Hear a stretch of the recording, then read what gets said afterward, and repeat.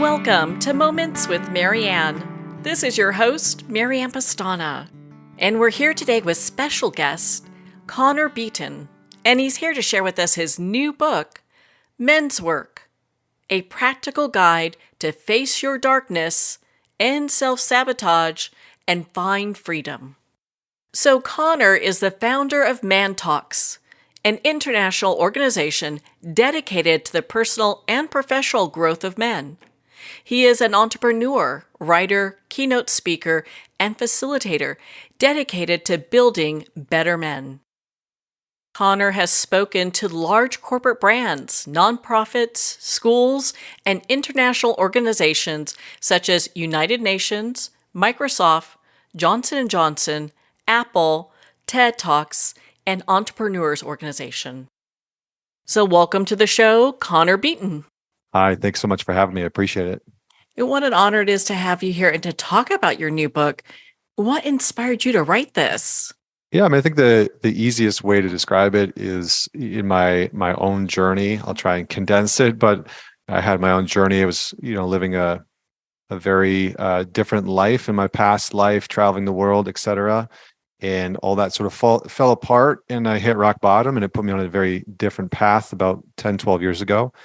And a part of that path put me on a direction of building an organization that basically helped men be the best versions of themselves, better fathers, husbands, business leaders, brothers, etc. And one of the things that I've noticed within the therapeutic industry is that there's not a lot of resources for men. And so as I've worked with men over the past decade, I've had a lot of guys reach out, a lot of therapists, a lot of counselors, psychologists asking for a resource that guys could go through to, better themselves in their relationship, but also have tactical work that they could actually do to deepen their level of self-awareness and self-understanding. So that's the long and the short of it. So when we talk about men's work, what specifically is that? Essentially, men's work is a broad term that describes a lot of different perspectives. Men's work started back in the 70s and 80s with people like Robert Bly, who were really at the forefront of something called the mythopoetic men's movement, where they would study myth and mythology as a means of understanding our psychological narratives and arcs. Men's work today has come to mean many things. I think, our slogan within my organization, Man Talks, is it's not therapy, it's training. And so men's work for me is taking psychological principles based on stoicism, therapeutic modalities, and merging them into a kind of psychological warrior training or like a tough mudder for your mind and your body and your heart and soul. And so men's work is essentially, I'll condense it down into being able to confront the things in your life that you've been avoiding. That's ultimately what men's work is about. It's being able to move closer towards the things that you haven't wanted to talk about, the things that you haven't wanted to deal with, the things that you haven't wanted to admit about what's happening in your marriage or your sex life or as a parent or at work or in your finances, and then to do the work to move towards your edge in confronting and facing some of those things alongside other men. I think that's really the important part, that it's not being done in a silo, because as we've seen in our modern culture, isolation is really running rampant, and it's very much running rampant amongst men, especially the younger generation. Your book's separated into 4 different categories, and you start with leading through darkness. So what is that? Yeah, so a lot of my work is based off of Carl Jung, who's a famous Swiss psychoanalyst back in the 20th century. And he came up with a concept called the shadow. And so the first part of the book is about leading through darkness, in the sense that it is about the individual reader, the man or the woman, because I've had lots of women that have read through it to better understand men. But specifically, it's about the man being able to turn towards the aspects of himself that he hasn't wanted other people to know about. So whether that's he's been hiding a gambling addiction, or he hasn't been able to talk about or admit maybe some childhood abuse or trauma or neglect or abandonment that he experienced, being able to discuss his insecurities. So the beginning of the book is all about turning towards the aspects, the psychological, emotional, physical aspects of ourselves that we don't want other people necessarily to know about. And the reason why that's so important is that these are the things that get in the way of the goals and the aims that we have in our life, right? Carl Jung said that the shadow creates an unconscious snag that aims to thwart our goals and our most well-meaning intentions. And so if we don't deal with our own darkness, especially as men, we then project that darkness out into the world. We bring our repressed anger into our relationship. Our insecurities start to show up around the people that we date and that we love and that we want to be with, and they start to sabotage the intimacy and the connection that we're craving. It starts to infiltrate the way that we parent. It shows up within our work dynamic. And so leading through darkness, the very beginning is really about discovering, what does your shadow look like as an individual? What are the things that you've hidden from people that you don't want to admit? What are the things that maybe are in there that are very important? What strengths are actually buried in them? Because part of the reason why doing shadow work is so important and why facing our own darkness is important is that there's actually gold buried in there. And by gold, I mean our strengths, a deeper level of peace, a deeper level of self-acceptance. Our confidence sometimes is actually buried within our own darkness. And so by doing this work, we can begin to reclaim some of the attributes, strengths, or values that we have lost along the way, or maybe actually just never developed in the first place. And that could be through what men have learned from their fathers and grandfathers and the family dynamics. Yeah, absolutely. I mean, a huge part of the book is looking at least the first part of the book is looking at your relationship to your father, specifically because in America alone, 1 in 4 kids are going to grow up without a father figure in the household, and so a lot of young men have grown up over the years without any kind of father figure, and so there's an absence that a lot of men have grown up with in terms of male role models.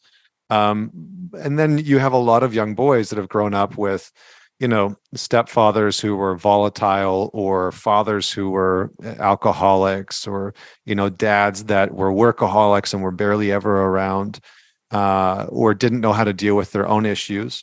And so a huge part of self-understanding as a man is being able to look at the kind of masculine hand-me-downs that we've been given by our fathers, by our stepfathers, or just by the male role models that have surrounded us, and being able to sort of piece apart what we actually want to take with us and what we need to grow beyond, because many men live their lives in opposition to their father or father figure, or in accordance with their father or father figure. So trying to repeat, his life, or trying to avoid becoming anything like him. And when we live like that, we lack a sense of freedom, because we're actually just living in avoidance of trying to become someone. And ultimately, what ends up happening is inevitably we end up becoming very much like them. And so that's certainly a huge part of it. So how do men identify what it is that they really need to work on, what that shadow is? Yeah, I mean, in the first part of the book, I have a good amount of questions for men to actually dig into, because it's going to be different for every guy. And I have exercises that I walk them through so that they can actually do tactical work. It's sort of condensing a few years of therapy into a book for a guy, because we like to do stuff. We want to take action. But a good way to begin to look at, what you need to address and face is either your insecurities or your reactivity. So your reactivity, right, when you get volatile and angry and defensive or combative, or you're shutting down in your marriage and your relationship. That reactivity is basically like a big lit up neon sign saying your shadow's in charge, right? Your darkness is in charge right now. And when we're feeling that reactivity, it's often because we have a protection mechanism, right? We're trying to protect ourselves from something, from being vulnerable, from being perceived as weak, etc. And so if a man wants to get a very quick understanding of his shadow, of his own darkness, all he needs to do is ask himself, where do I feel insecure? And secondly, what are the things or who are the people that make me reactive? And what does that reactivity actually say about me? And so we begin to turn the lens away from the other person and what they did and what they said and how we thought we were right, and we begin to move the lens of awareness and consciousness back in on ourselves and say, what is actually coming up within me? Behind that reactivity, am I embarrassed? Do I feel ashamed? Am I sad? Do I feel lonely? Is there some grief that's come up in this moment? And so we begin to actually connect to the deeper truth of our internal emotional experience. And this is actually what the Stoics were talking about, right? There's a very big misconception within our modern culture that Stoicism is about emotional disconnection, when Stoicism is actually a process of emotional domestication or taming. And in order to do that, we actually have to build a much more robust relationship with our emotions. We need to understand what we're experiencing in order to begin to work with it, right? Because if you just imagine that your emotions are different animals, right? In order to know how to work with those animals, you have to get closer to them. You can't treat them all like horses. If you're trying to deal with a tiger and you're trying to deal with a sloth and you're trying to deal with, a lemur or a badger and a horse and a cow, how you actually interact with each of those animals is going to be wildly different. And our emotional landscape is very similar, right? How you deal with sadness versus anxiety versus anger, it might be a little bit different, and your relationship to those emotions are going to be radically different. And so for most men, they need to use the access point of anger as a doorway into their emotional body to begin to understand, how do I relate to my own reactivity, my own anger? Is it something that I use all the time as a protective shield, or is it something that I'm just terrified of and don't want to go near? And that'll just give that individual some indication of their own shadow. And there's a bunch of other stuff, but I think that's probably a good beginning. So when we look at the shadow of the mother, what does that look like? Yeah. So in the book, I talk about the shadow of the father, and how it's neither good or bad. It is, and that we need to be able to understand the pain or the hardship that we experienced, either trying to become like our fathers or live up to their expectations, or our quest to be nothing like them. And the shadow of our mother is a little bit different in the sense that for a lot of young men, where their sense of nurturing and where their sense of how they relate to women will be sort of baked into their primary relationship, their primary feminine-female relationship with their mother. And so a man's mother can really create the blueprint for how he interacts with women, for not for the rest of his life, but for a good amount of time. So the shadow of the mother can be, I guess, to just try and simplify this, the shadow of the mother is often when a man is hypercritical of women, he's afraid of women, he's constantly trying to control women. All of those are examples of a man who has a shadow with the mother, where he doesn't fully trust women. He's sort of always waiting for a woman to betray him or act in a way that is criticizing of him or contemptuous towards him, or maybe is constantly expecting women to act in ways that he doesn't understand and has a tremendous amount of judgment towards. And so those are just some examples. How that normally shows up is in his critique of women and how he relates to them. Jung said that a woman always stands at the very edge of what a man knows about himself. A woman always stands at the edge of where a man's shadow begins. And so for a lot of guys, women are sort of mysterious creatures. And for many men, what we'll do is we'll project our shadow onto women, because we've experienced what we've experienced growing up with our mothers. And so what will happen is that we'll actually, our insecurities, our fears, our worries, our inferiorities, all of those things can, not always, but can often get projected on to the women that we're with. So maybe I'll pause there because I kind of got into some other stuff there. I appreciate you taking the time to explain that, because I think it's good when we look at both sides of how our parents really affect, especially our young men and men in general, just how they mold and shape thoughts, beliefs, perspectives, all of that. Yeah, I mean, I think, oftentimes young boys are looking to their mothers for reinforcement, nurturing, praise, adoration, kind of getting a sense that they're moving in the right direction.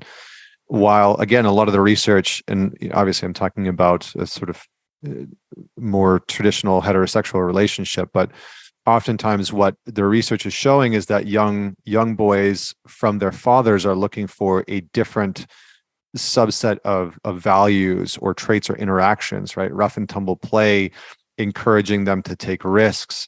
And, I have a 2-year-old son, and I see that in him all the time when he wants nurturing and care. And we haven't done anything to promote this, right? Like my wife and I haven't done anything to force this on him. But when he's looking for nurturing and care, ever since he was a little one, he's just gone to my wife.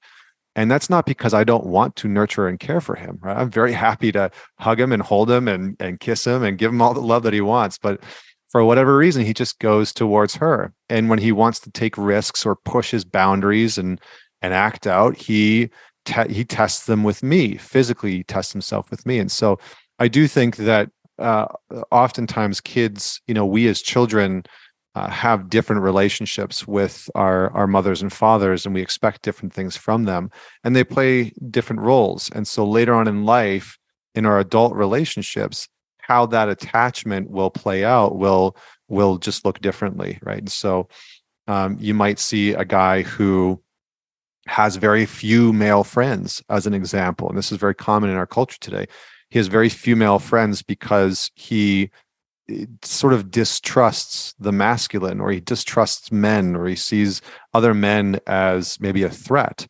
And, oftentimes that's rooted in him growing up with a father figure who maybe abandoned him or abused him or neglected him or was just brutally critical.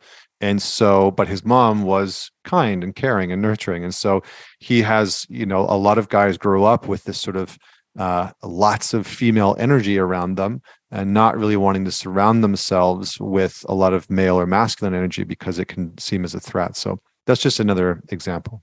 Earlier, you talked about anger. So what can our anger teach us about where we are in our path? Yeah, I mean, anger is and can be a very beautiful teacher in many ways. And, it can point to what matters to us. There's a wonderful poet named David White, and he said that anger is the deepest form of compassion for another, for the world, for the self, for a life, for the body, for a family, and for all of our ideals. And so, anger is often the energy of protection.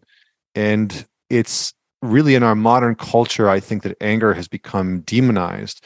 And it's been lumped in with things like aggression and violence, and especially when it comes to men. So a lot of men, hear the modern narrative and the sort of stories and narratives about men and about masculinity.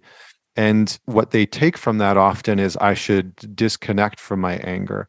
But the reality is that in order to have, let's just say, healthy boundaries in your life, you have to feel connected with your anger to some degree. You have to be able to understand that when you feel angry, maybe sometimes it's because a boundary has been crossed and that's okay. And it's not about directing the anger at the person. It's actually about allowing the anger and that energy to reinforce a boundary of something that's not okay in your life.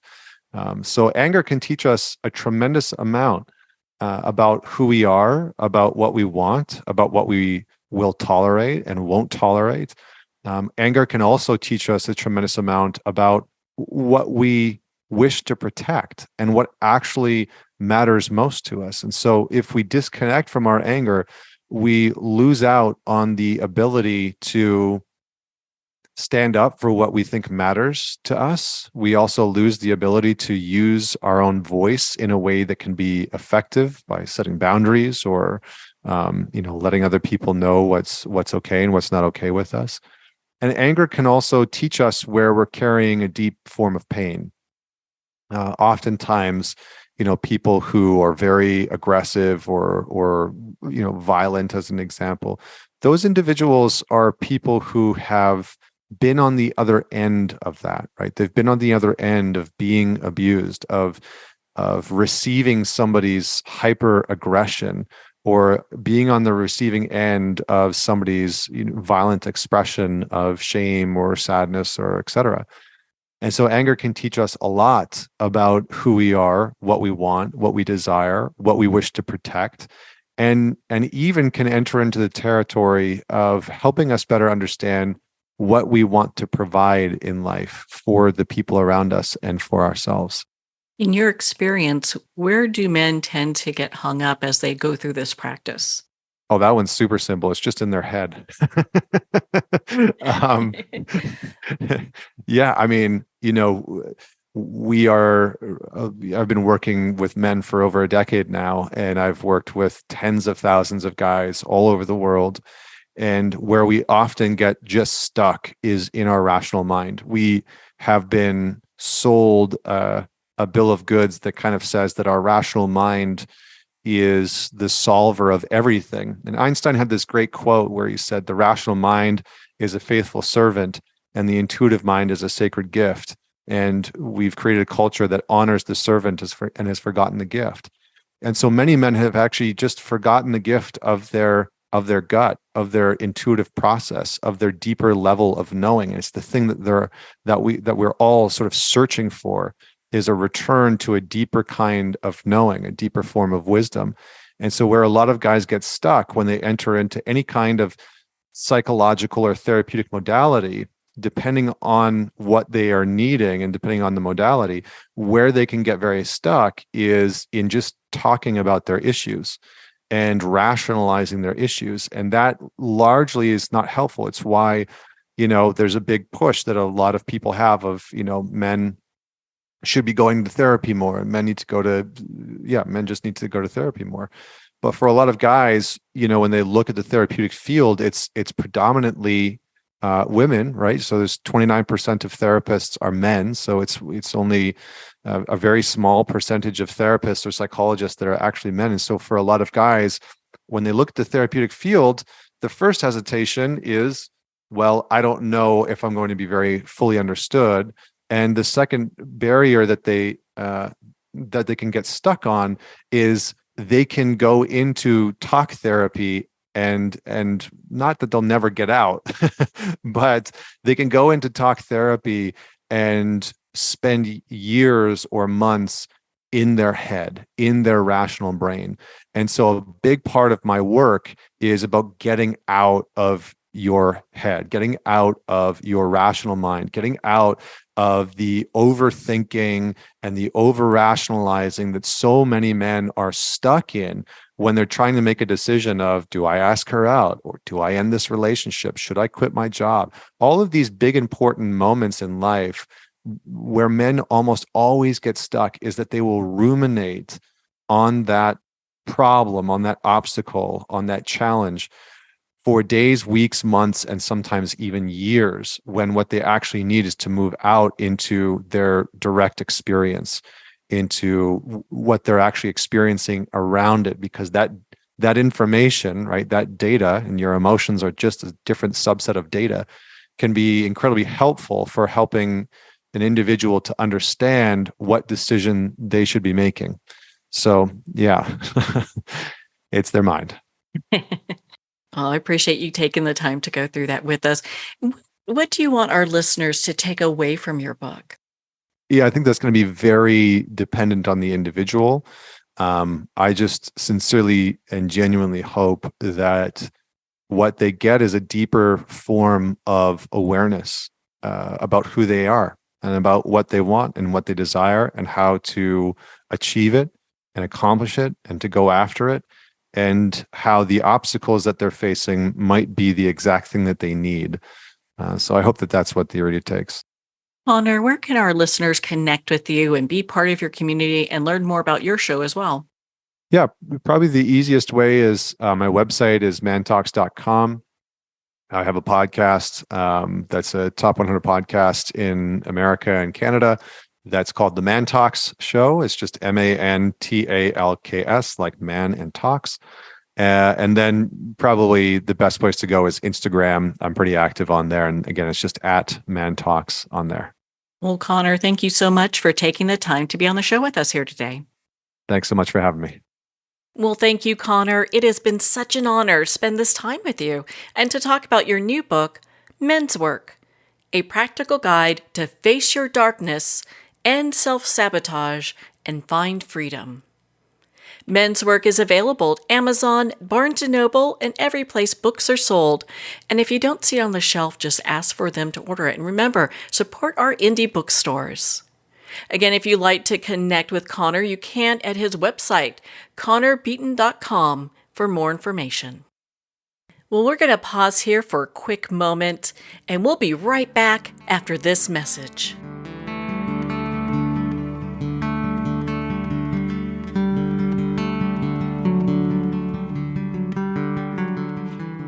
I'd like to thank Jason Eastwood at Guitarfulness for sharing his inspiring music and talent with us.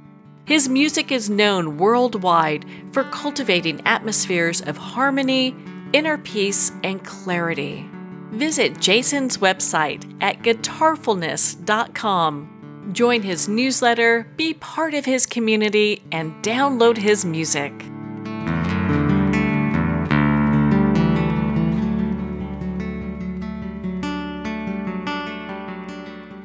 Well, we're at the end of our time today.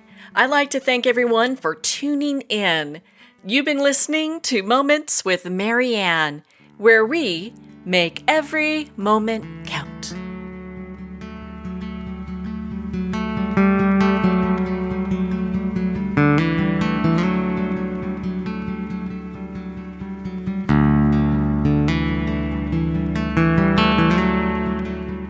In a single moment, your life can change. Moments with Marianne is a transformative hour that covers an endless array of topics with the best of the best. Her guests are leaders in their fields, ranging from inspirational authors, top industry leaders, and business and spiritual entrepreneurs. Each guest is gifted and a true visionary, a recognized leader in her own work, and while teaching others to develop, refocus, and grow, Marianne will bring the best guest and sometimes a special surprise. Don't miss this. You never know just which moment will change your life forever.